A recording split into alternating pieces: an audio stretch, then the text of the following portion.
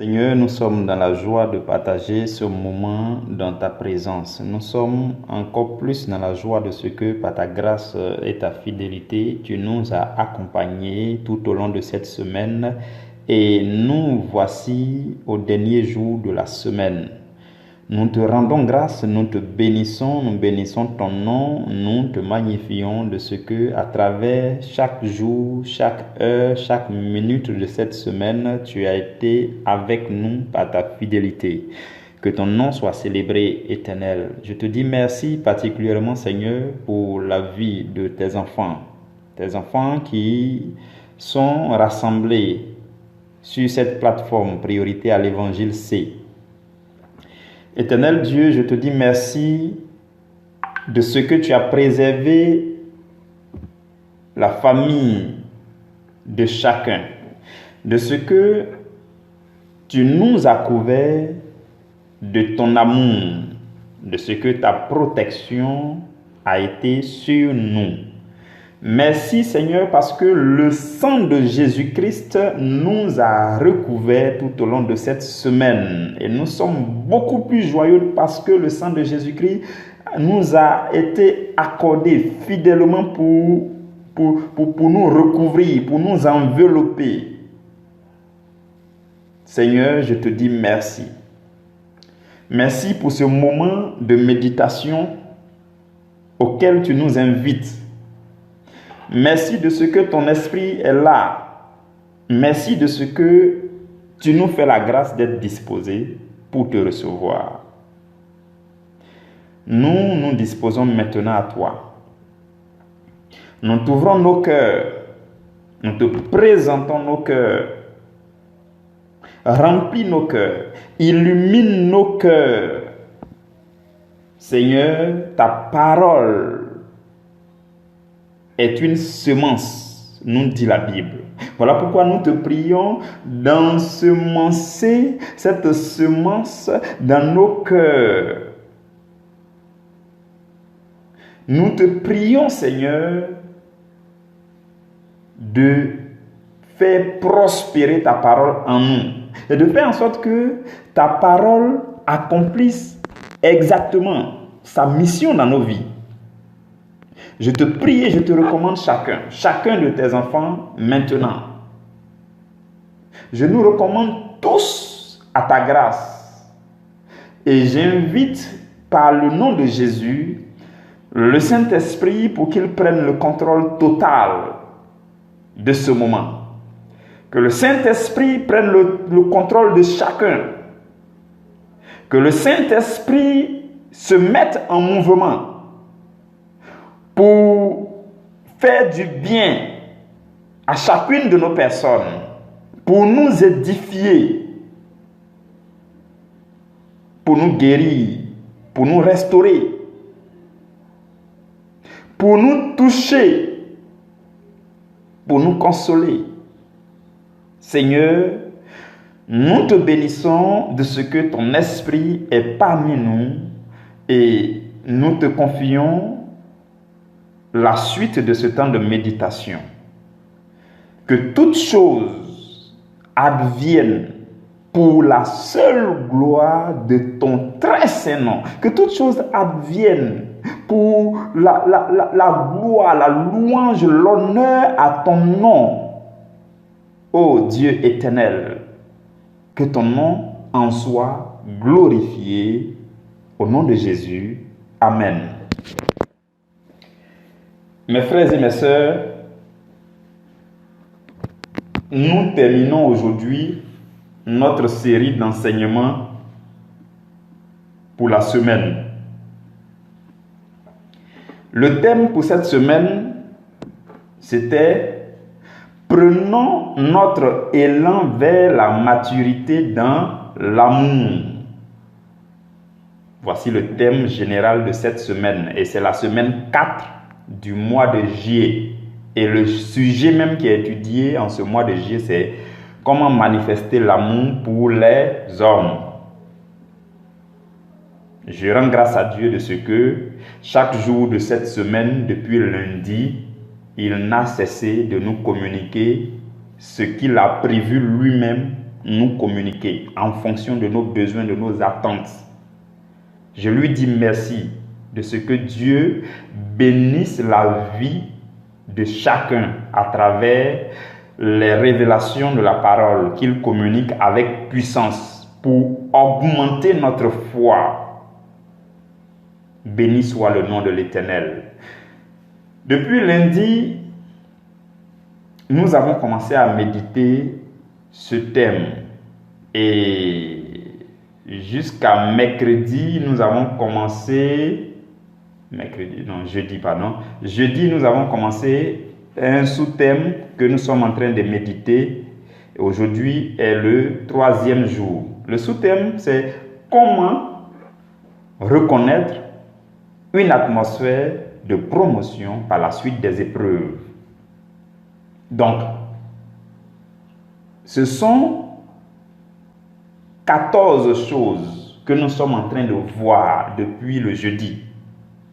14 choses mentionnées par la Bible dans le livre de 1 Corinthiens, chapitre 13, à partir du verset 4 jusqu'au verset 7. Ce sont, en quelque sorte, les propriétés ou alors les caractéristiques de l'amour fraternel. Et ce que nous disons durant ces 3 jours, c'est que ce sont aussi des indicateurs que lorsque vous les remarquerez dans votre vie, vous pouvez comprendre que vous êtes dans une zone ou alors une atmosphère qui vous rend agréable à Dieu et dans laquelle Dieu peut faire votre promotion à n'importe quel moment. Vous comprenez? La Bible dit quoi? Dans Hébreux chapitre 11, verset 6, que sans la foi, nul n'est agréable à Dieu. Et dans Galates chapitre 5, verset 6, la Bible dit, la foi n'est agissante que par l'amour. Voilà pourquoi nous sommes en train d'étudier l'amour, pour que notre foi soit agissante, pour que nous soyons agréables à Dieu. Vous comprenez, mes frères et mes sœurs?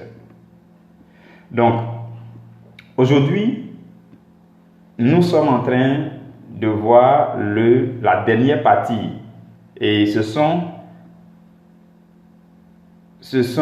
5 choses que nous allons voir. Nous allons donc parcourir les versets 6 et verset 7 de 1 Corinthiens chapitre 13. Je lis. La Bible dit, l'amour ne se réjouit point de l'injustice, mais il se réjouit de la vérité. Première chose. Deuxième chose, l'amour excuse tout. Troisième chose, l'amour croit tout. Quatrième chose, l'amour espère tout. Et la cinquième, la dernière chose, qui est aussi la 14e chose depuis le verset 4, c'est l'amour supporte tout. Mes frères et mes sœurs, quand on dit tout là, en fait, comprenez que ça concerne ce qui vient, ça concerne tout ce qui vient du prochain. Donc l'amour excuse tout ce qui vient du prochain, l'amour croit tout ce qui vient du prochain, l'amour espère tout ce qui vient du prochain, l'amour supporte tout ce qui vient du prochain. Donc il s'agit de l'amour fraternel. Vous comprenez? Ok. Je voudrais aussi nous dire que quand on dit l'amour fraternel, le plus souvent, comme je nous le recommande souvent, il est inutile de vous lever et sauter les gens de votre maison ou bien sauter les frères et sœurs de votre église, de votre communauté pour aller chercher à manifester votre amour là ailleurs de façon excellente. Non, ça commence à côté. Et le champ de manifestation de l'amour s'agrandit un peu. Voilà pourquoi la plupart du temps la Bible dit frère. Quand la Bible dit frère au pluriel, c'est frères et sœurs. Vous comprenez? Donc, toute chose commence par les frères et sœurs qui sont avec nous. Vous comprenez? Maintenant, quand vous allez bien manifester l'amour pour les frères et sœurs qui sont là, vous serez à l'aise pour passer au niveau supérieur. Et je nous avais déjà dit une fois qu'il y a quelque chose qui crée blocage et qui fait que les gens ne sont pas à l'aise pour aller faire les évangélisations, pour aller inviter d'autres personnes pour venir à la prière. Ce qui fait ça, c'est que ceux-mêmes qui sont là, ils n'ont pas réussi à les gérer d'abord. C'est-à-dire ceux qui sont là, ils sont là. Ceux qui sont avec toi là, tu n'arrives pas à les aimer. Donc, on va aller chercher un nouveau pour venir avec lui. Est-ce que tu vas réussir à l'aimer? C'est compliqué. C'est ce qui fait que souvent, on n'appelle pas les autres pour qu'ils viennent tout ça. Voilà pourquoi il est important de nous focaliser sur ceux qui sont à côté de nous, ceux qui sont avec nous. Quand nous allons réussir dans le peu, dans les petites choses, Dieu va nous tirer, il va nous établir ou alors il va agrandir notre champ d'action sur d'autres personnes. Vous comprenez? Ok. Donc, quand la Bible dit l'amour excuse tout, tout ce qui vient du prochain, principalement le prochain qui est beaucoup plus proche de toi. L'amour croit tout ce qui vient du prochain, principalement le frère, la soeur qui est beaucoup plus proche de toi. L'amour espère tout, ainsi de suite, ainsi de suite. C'est principalement ceux qui sont là d'abord.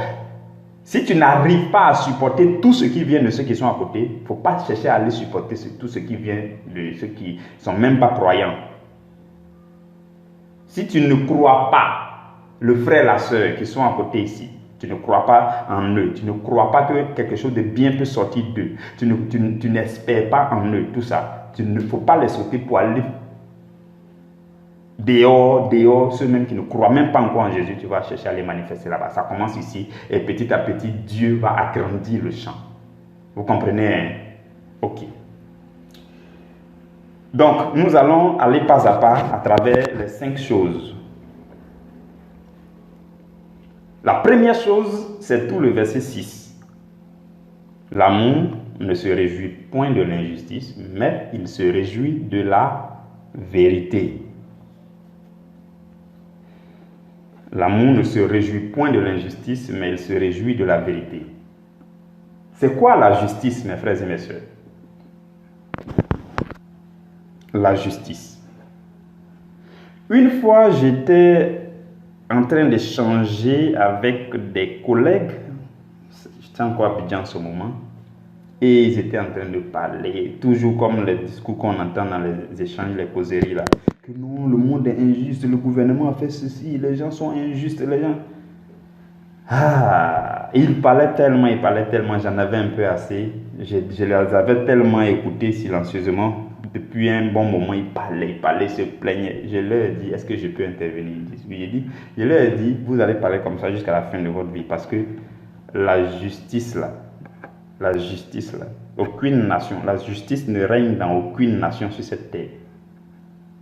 Ils m'ont dit, mais pourquoi? Donc, je leur ai dit ce que je m'apprêtais à vous dire maintenant. La justice, c'est le fait de juger selon la vérité. La vraie justice, c'est le fait de juger selon la vérité. Malheureusement, il y a plusieurs types de justice qui existent. Je vais vous présenter 2 types de justice rapidement. Il y a la justice des hommes. Les hommes qui s'appuient sur la loi de Dieu dans l'Ancien Testament. Par exemple, au temps de Paul, au temps de Jésus même, il y avait les pharisiens, les scribes, les sadducéens, les docteurs de la loi, les rabbins, tout ça. Ceux-là, eux, ils le jugeaient selon la loi de Moïse, ou alors l'Ancien Testament, ou alors le Pentateuque. Voilà pourquoi ils ont envoyé la femme adultère à Jésus pour dire, selon la loi de Moïse, il faut qu'on la lapide. Parce qu'eux, ils font quoi? Ils jugent selon la loi de Dieu dans l'ancien temps, l'ancienne loi, la loi de Moïse. Donc, voici leur justice. Ça, c'est un premier type de justice. Vous comprenez? Et quand vous lisez Romains chapitre 10, verset 3, la Bible dit que les gens ne connaissent pas la justice de Dieu. Et ils cherchent à établir leur propre justice. Et en cherchant à établir leur propre justice, ils finissent par ne pas se soumettre à la justice de Dieu. Romains chapitre 10, verset 3. Donc ça veut dire qu'il y a une justice qui juge selon la loi de Moïse, la loi de l'ancien temps. Cette justice-là, en réalité, ce n'est pas la justice de Dieu. C'est ça, hein?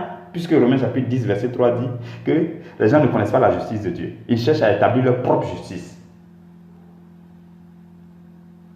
Leur propre justice. Et on voit à travers le Nouveau Testament, ou alors les évangiles, qu'à chaque fois les gens cherchaient à juger selon la loi de Moïse. Donc il y a cette façon de justice qui se base sur la loi. Et il y a une justice qui est aussi la justice des hommes. Hein? Les deux premiers types que je suis en train de vous dire là, c'est la justice des hommes. Justice des hommes, justice des hommes. Justice des hommes s'appuyant sur la loi, l'Ancien Testament. Et il y a une justice qui est aussi la justice des hommes. Ça, on voit ça fréquemment dans nos nations. Qui consiste à juger selon le droit. Donc, justice qui juge selon la loi de l'ancien temps. Et aujourd'hui, pour ce que nous voyons, c'est la justice qui juge selon le droit. On va vous parler de droit ceci, bon, moi je ne maîtrise pas. Mais en tout cas, ça juge selon le droit. Les lois établies par les hommes ici. Qui n'est pas la loi de Moïse, qui n'est pas la loi de l'Ancien Testament. Tout ça, c'est la justice des hommes. Il peut arriver que ça soit de temps en temps en ligne avec la justice de Dieu, mais ce n'est pas tout à fait la justice de Dieu.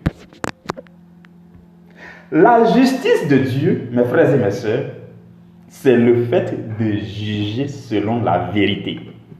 Je veux que vous reteniez ça. La justice des hommes juge selon la loi de l'Ancien Testament, la loi de Moïse, ou alors ça juge selon le droit. Mais la véritable justice, qui est la justice de Dieu, juge selon la vérité. Philippiens chapitre 3, versets 8 à 9, là-bas, Paul dit que lui, il veut gagner Jésus. Lui, il a tout abandonné. Il regarde toutes choses comme de la boue. Parce qu'il veut gagner Jésus-Christ et être trouvé en Jésus, non pas avec sa propre justice. Souvenez-vous que Paul, il était docteur de la loi, pharisien. Il dit non pas avec ma justice. Donc quand il parlait de sa justice, ce n'est pas de la justice des hommes dont il vient de parler. La justice qui s'appuie sur la loi de Moïse, la loi.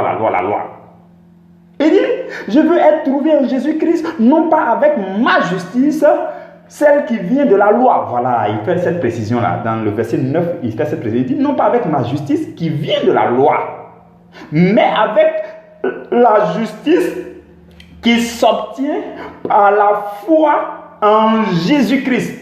La justice qui vient de Dieu par la foi. Mes frères et mes sœurs, la véritable justice, là, c'est le fait de juger selon la vérité. Et la vérité, la vraie vérité, c'est Jésus-Christ. Il dit, je suis le chemin, la vérité et la vie. La véritable justice, c'est de juger selon la grâce, selon la foi en Jésus-Christ, selon la vérité. C'est ça. Donc, si vous avez compris ça, toutefois que quelque chose arrive à quelqu'un à côté de vous, vous allez regarder avec un œil de justice, justice de Dieu. Et vous allez voir que si ce n'est pas selon la justice de Dieu, si ce qu'on lui a fait n'est pas selon la justice de Dieu, si la sentence qui a été prononcée n'est pas selon la justice de Dieu, si ce qui lui est arrivé n'est pas selon la justice de Dieu et que c'est selon la justice des hommes, alors c'est similaire à de l'injustice. La Bible dit qu'il ne faut pas te réjouir de l'injustice, mais il faut se réjouir de quoi? De la vérité. C'est fort, hein? La Bible aurait pu dire au verset 6 là, l'amour ne se réjouit pas de l'injustice, mais il se réjouit de la justice. Mais il dit non, il se réjouit de la vérité. Pour dire que la véritable justice, c'est le jugement selon la vérité. Et la vérité, c'est Jésus-Christ. Donc, tout ce qui... Donc, j'ai dit à mes amis, je leur ai dit, mais tant que les dirigeants, ou alors ceux qui sont au niveau des tribunaux et autres, là, tous ils ne sont pas croyants en Jésus-Christ, là, la justice n'aura jamais de justice dans aucune nation. Arrêtez vos histoires là, vous plaignez pour rien. Il ne peut pas avoir. Là-bas, on appelle ça justice jugée selon le droit ou bien jugée selon la loi. Ça ne peut pas marcher. La vraie justice, c'est la justice selon la vérité. Et la vérité, c'est Jésus-Christ. Jésus-Christ juge selon la loi, selon la foi en lui, selon la grâce, selon la vérité qu'il est. Donc, si vous regardez avec cet œil-là, quand quelque chose arrive à quelqu'un, vous allez dire, ah, mais pourquoi? Vous allez avoir de la compassion. Vous allez vous appuyer sur les vérités de la parole pour comprendre ce qui est arrivé à l'autre. Et vous n'allez pas vous en réjouir. Non. Au contraire, vous allez vous réjouir si ce qui est arrivé, c'est selon la vérité. Vous comprenez? Quand vous comprenez ça, le jour où on tue quelqu'un, peu importe ce qu'il a été, ça va vous faire mal. Ça va vous faire mal. Même s'il a été criminel de chez criminel, ça va vous faire mal. Parce que la justice de Dieu aurait voulu que son âme soit sauvée, tout simplement. Donc vous n'allez pas vous réjouir.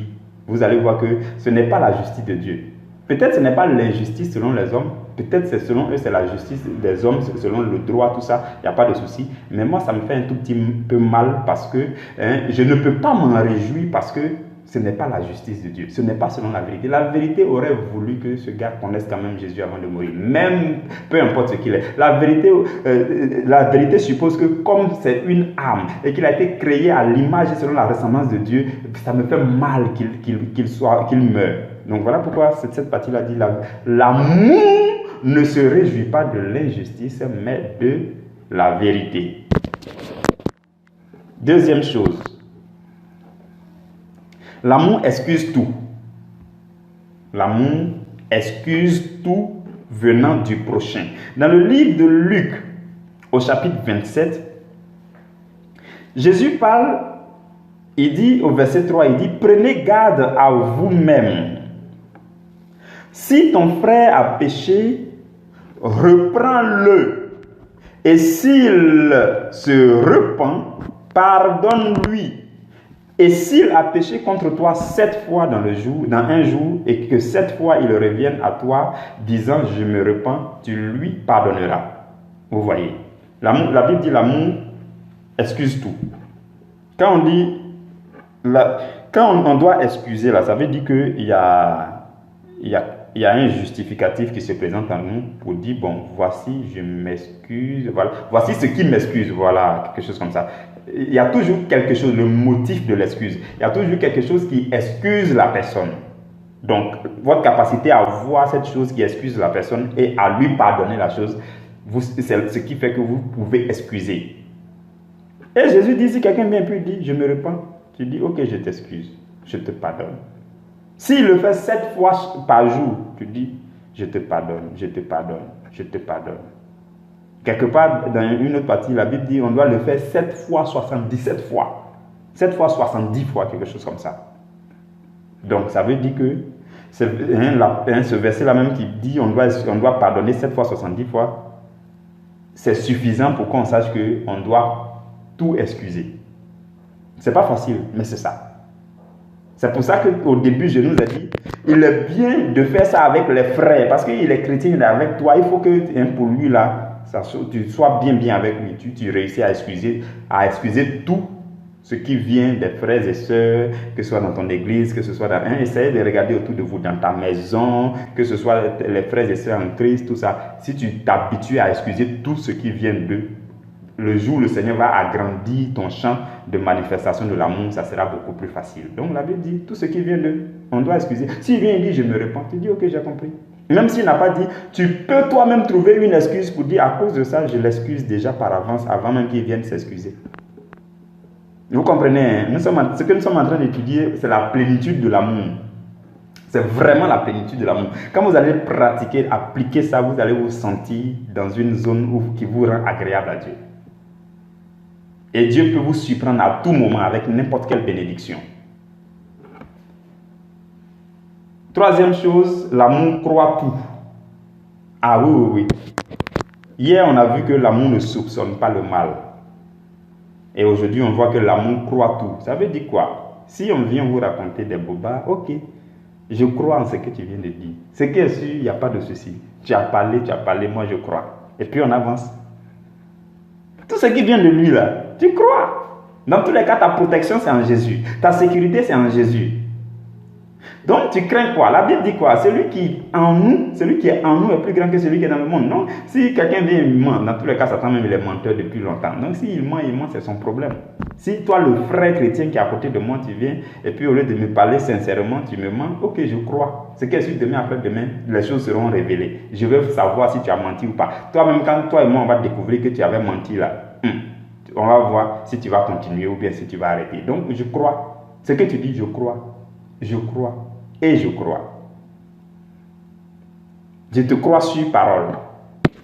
Tu l'as dit, je le crois. Il n'y a pas de souci. 1 Timothée chapitre 5, le verset 24 dit ceci. Les péchés de certains hommes sont manifestes, même avant qu'on les juge. Tandis que chez d'autres, ils ne se découvrent que dans la suite. Ce verset-là est fort, hein, je vous le laisse pour méditer. Même le verset 25 qui dit « De même, les bonnes œuvres sont manifestes et celles qui ne le sont pas ne peuvent rester cachées. » Donc, je ne sais pas pourquoi on va se tuer à ne pas croire en quelqu'un qui parle, qui vous raconte quelque chose ou bien qui se confie en vous. Il n'y a pas de souci. Croyez seulement. La Bible dit, s'il est en train de vous mentir là, hein, il y a des gens quand ils mentent, tu vois ça tout de suite. Mais il y en a aussi, s'il veut, il n'a qu'à camoufler ce qu'il veut camoufler. Il faut croire seulement. La Bible dit, tôt ou tard, ça va se révéler. Tôt ou tard, ça va se révéler. Donc, la Bible nous engage pour mieux manifester notre amour, pour être en paix, pour être tranquille avec les frères et sœurs, avec ceux qui sont avec nous dans la maison. On croit, tu m'as raconté telle chose, je crois, ok, je crois, ok, je crois, ok. Jusqu'à présent, ça ne m'engage pas quelque part, donc je crois en ce que tu dis. Et autre chose, il faut comprendre ça aussi dans un autre sens. L'autre sens, c'est que je crois que quelque chose de bon sortira de toi. Je crois, je ne te soupçonne pas, comme on a dit hier, je ne soupçonne pas le mal venant de toi, mais je crois qu'un jour, tu peux devenir bon. Je crois qu'un jour, quelque chose de bon va sortir. Je crois en toi, je crois en ton avenir, je crois en tes projets, je crois en tes pensées, je crois en tes idées, je crois en toi. C'est de cette autre manière qu'il faut comprendre ça. Lorsque la Bible dit l'amour croit tout. Il faut croire aux frères. Il faut croire que quelque chose de bon va sortir de lui un jour. Et la quatrième chose, c'est l'amour espère tout. Ça va ensemble avec l'amour croit tout. Donc si tu crois en le prochain, tu peux espérer en le prochain. Tu espères en ce qu'il fait. Oh, j'espère que ça va marcher. J'espère en lui. Donc, les deux vont ensemble. L'amour croit tout et l'amour espère tout. Et la dernière chose, c'est l'amour supporte tout. Ah oui, oui, oui. La Bible dit que nous qui sommes forts, nous devons supporter les faiblesses de ceux qui sont faibles. Ça veut dire quoi? Faiblesse dans l'esprit. Faiblesse qui se manifeste par des caprices, par des manquements, c'est-à-dire il t'énerve, ou bien il te fatigue, ou bien il t'insulte, ou bien il ne te comprend pas, ou bien il médite, ou bien il te critique. La Bible dit supporter tout par l'amour. L'amour supporte tout. C'est ça, hein? Nous sommes en train de voir ces indicateurs. Quand vous allez voir que dans votre vie, on vous fait certaines choses, mais vous supportez. Vous passez rapidement dessus. Il y a un homme de Dieu qui a donné cette belle image-là qui m'a plu. Il dit que le cœur d'un chrétien doit être un courant d'eau, un fleuve qui coule. Un fleuve qui est en train de couler là, quand tu t'arrêtes à un point bien précis, si tu as jeté une feuille à cet endroit, est-ce que demain quand tu vas venir là, tu vas trouver la feuille là? La feuille là est partie. Même 2 minutes après, quand tu reviens, la feuille là est partie. Le chrétien, c'est qu'on a jeté dans ton cœur là, tu laisses couler. C'est parti. C'est parti. C'est parti. Tu as mis, c'est parti. Je supporte, c'est parti. C'est comme ça, mes frères et mes sœurs. L'amour supporte tout. C'est vraiment la plénitude de l'amour que nous sommes en train de voir. Certains sont en train de peut-être se dire, ah, ce n'est pas facile tout ça. Surtout quand vous êtes en train de m'écouter, en même temps vous regardez le visage de quelqu'un dans votre esprit, vous pensez à quelqu'un qui vous agace depuis longtemps. Quand vous pensez à la personne, vous allez dire, ah, ben, j'ai même ce qu'il est en train de dire là, c'est pas facile. Mais faut pas, tu vas reporter ça. C'est aujourd'hui que la parole de Dieu doit s'accomplir en toi, parce que c'est aujourd'hui que c'est prêché. Quand vous lisez Hébreux chapitre 4, le verset 7, la Bible dit, aujourd'hui, si vous entendez ma voix, n'endurcissez pas vos cœurs. Dieu est en train de nous interpeller. Dieu nous interpelle aujourd'hui pour que nous puissions travailler sur nous, nous puissions appliquer sa parole, nous puissions entrer dans cette atmosphère qui nous rend agréable à Dieu. Pour que nous soyons aptes à triompher des épreuves, de toute forme d'épreuve, tout ça. Même la partie qui parle même de l'amour supporte tout là, ça aide à triompher des épreuves, à nous en sortir. Et quand vous en sortez des épreuves, qu'est-ce que nous avons dit? Vous êtes promus, c'est la promotion. Dieu est obligé de faire votre promotion parce que vous avez réussi un test. Il est obligé de faire votre promotion parce que vous avez réussi l'épreuve avec succès. C'est une obligation. Même chez les hommes, quand tu as réussi ton examen, ils sont obligés de proclamer que tu passes en classe supérieure ou bien que tu as obtenu ton diplôme. Ce n'est pas Dieu qui va manquer ça. Ce n'est pas possible. Voilà pourquoi nous sommes en train de voir tout ça, pour que si vous ne les remarquez pas dans votre vie, vous puissiez travailler sur vous afin de réussir fréquemment les épreuves qui viennent dans votre vie. Et quand vous réussissez les épreuves, Dieu se sent obligé. Il va déléguer les anges. Il va dire, mais va lui donner son diplôme. Il y a longtemps, elle est en train de réussir ce test d'amour. Il y a longtemps qu'elle supporte tout. Il y a longtemps qu'elle excuse tout. Il y a longtemps qu'il croit tout. Il y a longtemps qu'il espère tout. Allez-y lui envoyer son diplôme parce qu'il a réussi. Il a passé le test avec succès. C'est à cela que le Seigneur nous appelle aujourd'hui, mes frères et mes sœurs. Et nous clôturons notre semaine d'enseignement. Je rends grâce à Dieu, je bénis son Saint-Nom pour cette semaine. Et je souhaite à chacun de vous un très bon week-end, un week-end de repos, un week-end de ressourcement dans le Seigneur. Très bon dimanche à chacun de vous. Que le Seigneur vous garde et vous protège. Nous nous retrouverons le lundi à la première heure pour la dernière semaine du mois de juillet. Que Dieu vous bénisse abondamment.